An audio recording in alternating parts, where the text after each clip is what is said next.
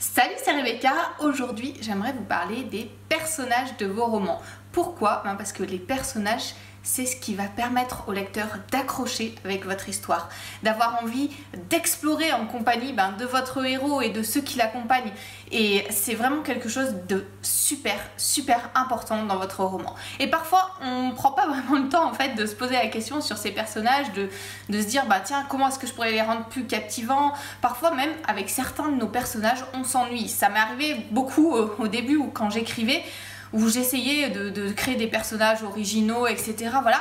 Mais en fait, il manquait un petit élément qui change tout dans la perception de ses propres personnages et qui change tout aussi dans la perception que va avoir le lecteur ensuite de votre histoire, de votre livre. Et ce petit élément, c'est l'émotion. Ce que je voudrais vous inviter à faire aujourd'hui, c'est à créer des personnages qui vous procurent déjà à vous une émotion particulière, des personnages avec lesquels vous avez envie de passer du temps. Moi, c'est le cas pour mes romans, c'est le cas dans La Terre Interdite, le roman que j'ai publié en octobre dernier, c'est le cas dans la suite de ce roman, donc dans ma saga de l'enfant de la prophétie. J'aime mes personnages, j'aime passer du temps avec eux, et là où j'écris les chroniques d'Alessa, j'ai juste envie en fait d'explorer davantage ces personnages, de voir, de leur construire toute une histoire, qu'ils soient plus profonds. D'ailleurs, c'est pour ça que j'ai écrit les chroniques d'Alessa, parce qu'en fait, ça me suffisait pas simplement d'explorer l'histoire de mon héros qui est Shimei, donc dans ma saga, mais j'avais envie aussi de connaître plus en profondeur les personnages secondaires de mon roman, et du coup, à force d'écrire des petits textes pour les connaître, je me suis dit, tiens, pourquoi pas écrire une histoire autour des personnages principaux de ces personnages secondaires. Voilà. Donc j'ai écrit les chroniques d'Alessa pour ça, qui est actuellement, que je publie actuellement sur Wattpad, si vous avez envie d'aller voir. Mais en tout cas, vous avez besoin d'avoir des personnages qui procurent une émotion à votre lecteur. Parce que si c'est pas ça, si vous n'arrivez pas vous-même à avoir de l'émotion quand vous rencontrez vos personnages, vous n'allez pas non plus la transmettre à votre lecteur. Alors vous allez me dire, c'est bien beau tout ça, mais comment est-ce que je peux faire? Et alors, il y a plusieurs choses pour pouvoir créer des personnages comme ça qui soient percutants, qui procurent de l'émotion à votre lecteur. Mais une des choses que j'aimerais, un petit conseil que j'aimerais vous donner aujourd'hui pour que vous deveniez fan de vos personnages dans votre roman, c'est d'utiliser des éléments de personnes qui vous entourent et de personnes réelles et de personnes qui vous procurent aussi des émotions. Ça m'arrive de rencontrer des personnes autour de moi qui me procurent des émotions, alors positives, négatives, parfois très fortes, parfois un peu moins fortes, et j'aime énormément réutiliser ces choses-là. Ça ne veut pas dire que vous allez calquer Tonton George dans votre roman en réutilisant exactement ses caractéristiques physiques, psychologiques, etc. Non, vous allez romancer. Mais peut-être que chez Tonton George, il y a un élément qui vous surprend toujours, ça peut être son humour par exemple, ou j'en sais rien, l'histoire de sa vie, tous les rebondissements qu'il y a eu dans sa vie, n'importe quoi, ça peut être une petite habitude qu'il a tous les jours, il fait la même chose à la même heure, etc.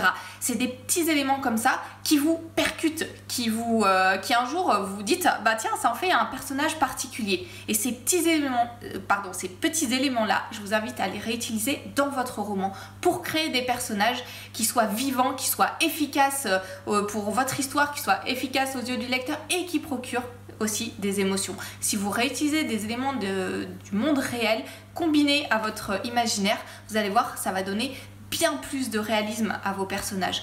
Parce que déjà pour vous, voilà, quand vous verrez votre personnage, vous verrez ce petit point-là de Tonton George que vous avez pu constater dans sa vie, qui est quelque chose de réel pour vous, et vous allez le rendre réel aux yeux du lecteur aussi. Donc voilà, c'est mon invitation, mon petit conseil pour aujourd'hui. Créez des personnages qui vous procurent des émotions en réutilisant des émotions que vous avez vous-même, que vous avez eues, dans vos souvenirs, dans le présent, voilà, ce qui vous procure des émotions dans les gens que vous rencontrez autour de vous, réutilisez-le dans vos romans.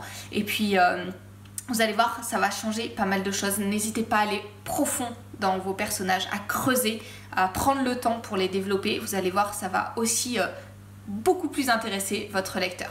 Alors pour aller plus loin, il y a d'autres éléments qui font qu'un roman est percutant et intéressant aux yeux du lecteur, notamment comment vous organisez vos scènes, la succession de ces petits éléments qui vont former l'histoire. Et c'est ce que je vous propose de découvrir au travers de ma formation gratuite. Donc comment créer des scènes passionnantes, captivantes, comment les organiser, ce qu'il faut absolument mettre dedans, ce qu'il faut ne pas mettre, parce que parfois on en met trop ou on met des éléments qui sont vraiment pas utiles pour l'histoire. Je vous explique tout ça dans ma formation qui est une formation audio avec une fiche au format PDF, une fiche scène aussi.